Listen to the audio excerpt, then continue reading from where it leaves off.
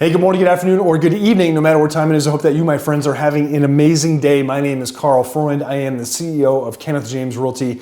And unfortunately, I'm coming to you with some very, very bad news. Now, we've all seen it in the Facebook forums and online. Wire fraud is a real thing, and I'm here to tell you it's actually a real thing. And I'm gonna tell you a story of how one of my clients lost a huge amount of money. $455,000 and almost lost another $10,000. So let me just break this down for you. Obviously, I'm the broker. One of my agents had been engaged with a buyer looking to purchase a condo. This couple and this guy, we'll call him Bob. Bob's got terminal cancer. He's 72 years old. He's got a limited time to live. He's setting his wife up to live without him forever, okay?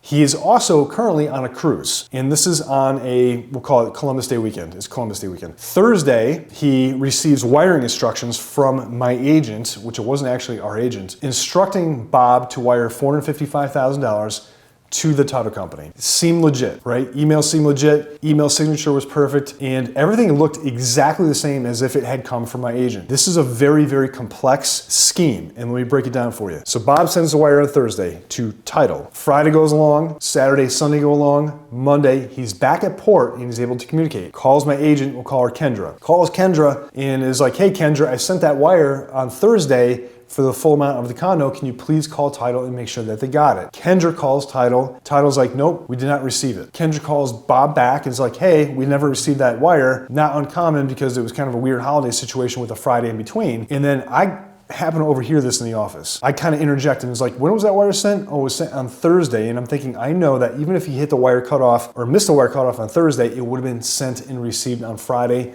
100%, no ifs, ands, or buts. And I'm asking, like, why didn't that get received on Friday? So I say, hey, can you please have him just double check the wiring instructions and make sure it went to the right place? Keeping in mind that Bob had also wired in his earnest deposit of $10,000 earlier. Here it is Monday morning, and we're trying to figure out where this wire is. I get on the phone with Bob and I say, hey Bob, can you please just forward Kendra back that email with the wiring instructions to make sure, because it was a weird amount too. Like I seemed it was like $10,000 short. And then he says, well, yeah, I sent another $10,000 on Friday. And I'm like, okay, and we didn't receive that one either. And so now we've got a real problem here. And he goes, I sent the email. Check your email box. Kendra, hey, get in your email, check it. Didn't hit. Check spam, not in spam. Hey, call Bob again. Bob, send that email again while I got you on the phone. He sends it again. We did not receive it. I said, hey Bob, what email are you using? And he goes, Kendra at kensjames.com.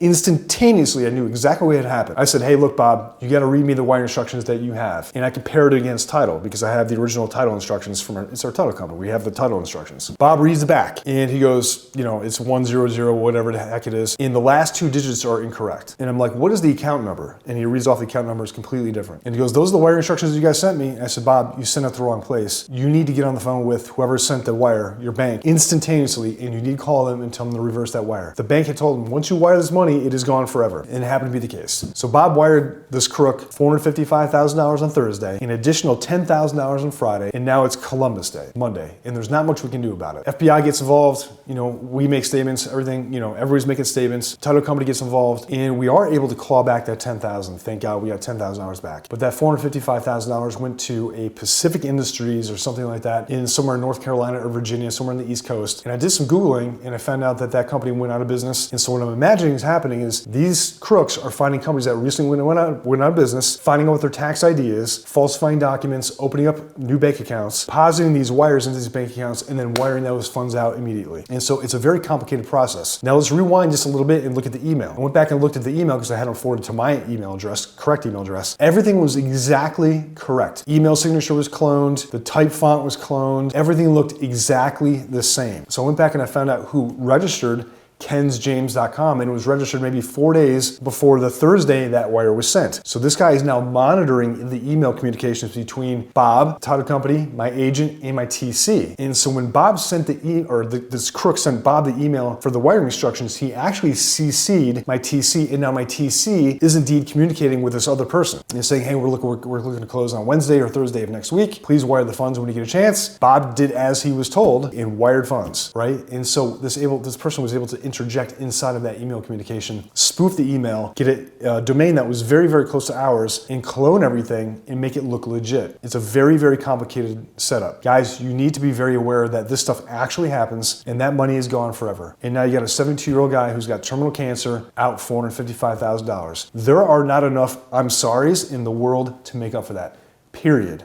You don't ever want to have that conversation with anybody. I can tell you, in the 23, almost 24 years I've been in this industry, that is hands down one of the most difficult conversations I've ever had to have with somebody. It's absolutely tragic, right?